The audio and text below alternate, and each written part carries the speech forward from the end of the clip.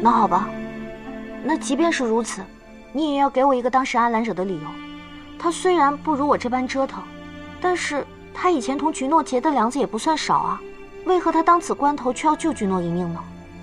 因为他当初要救的，并不是菊诺，而是沈夜。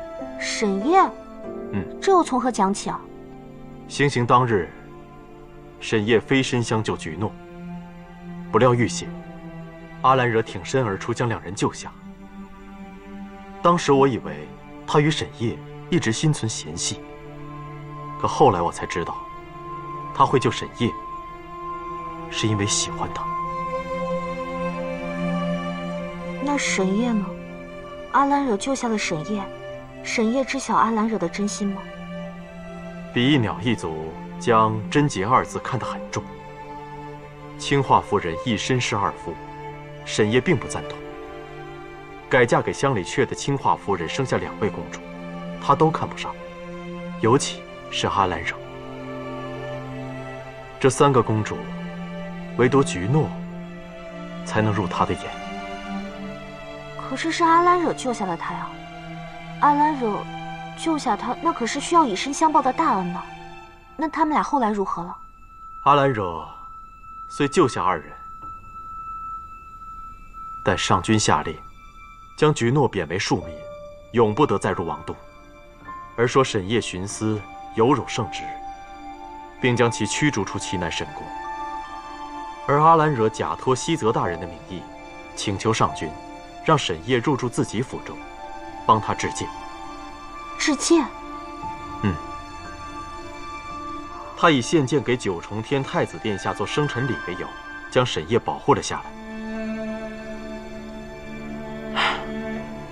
不过沈夜怕是不了解阿兰惹的苦心，在他看来，阿兰惹将他牵制在府中，不过是为了要囚禁他，报复他罢了。沈夜这不是在以怨报德吗？真是替阿兰惹不值。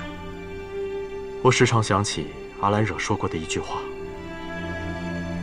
为仙，为人，必须要随心、随缘、随事。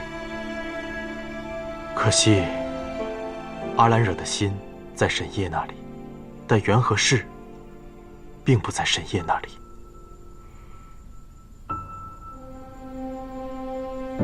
你说，阿兰惹他为何非要当一个好人啊？他为何非要活得这么累啊？如果阿兰惹有你一半看得开，或许就不会落得如此下场。不过，此事非同小可，你要好好想一想。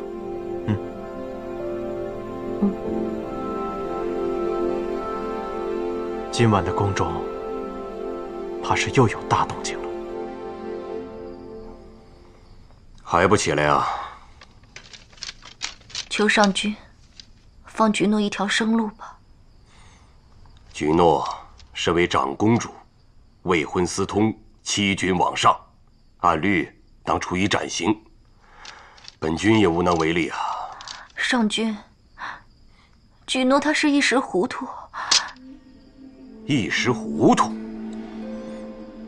他干出如此不知羞耻之事，让我们王室颜面尽失。如若本君不将他处以斩刑，人人皆会说本君徇私枉法。本君纵使心里万般不忍，也只能如此了。若上君真想救菊诺，又岂会有这番说辞？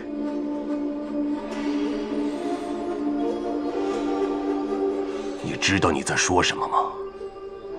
上君，这么多年都过去了，你还是容不下菊诺吗？哼！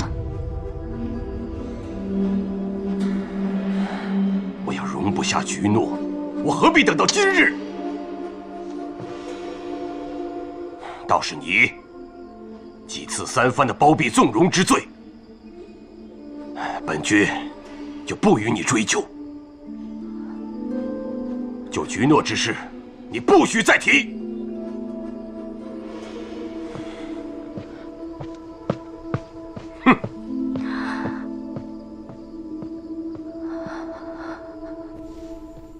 说什么？你再说一遍。行刑当日，阿兰惹飞身跃上行刑台，手握白刃，以血祭刀，这才将他们两人救下。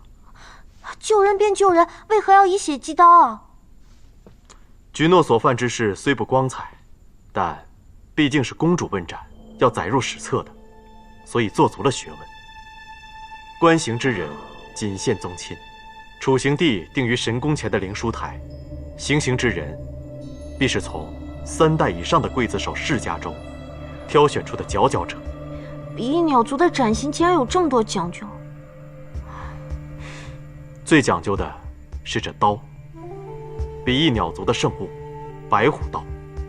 白虎刀？白虎刀必须以问斩之人的腕血开刀，放出护刀的双翼白额虎。这白额虎会吞食被斩之人的血肉元神，并将元神困于刀中，不得往生。啊，这么可怕？那这白额虎如此凶猛，我若敌不过怎么办啊？你先别慌，我正要告诉你如何将那头虎关回去的法门。白额虎嗜血，你只要主动以生血喂食它，再用灵力将它封印回刀中，便可救下沈夜和菊诺。还要用生血去喂食它？反正流的也不是你的血，是阿兰惹的，你怕什么？话是这么说，但是疼的人还是我呀。这阿兰惹可真是不怕死，我最怕疼了。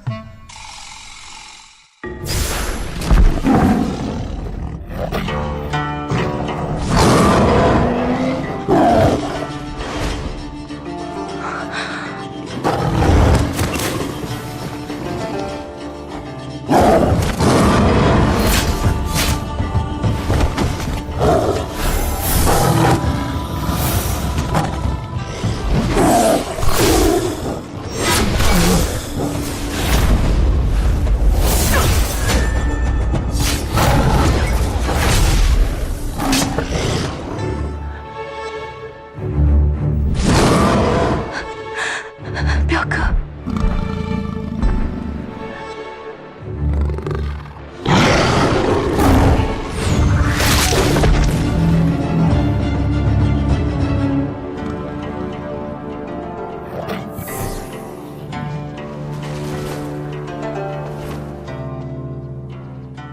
他背叛过你，你还要救他？一起长大的妹妹，即便做错了事，有一线生机，又如何能不救？说得很好，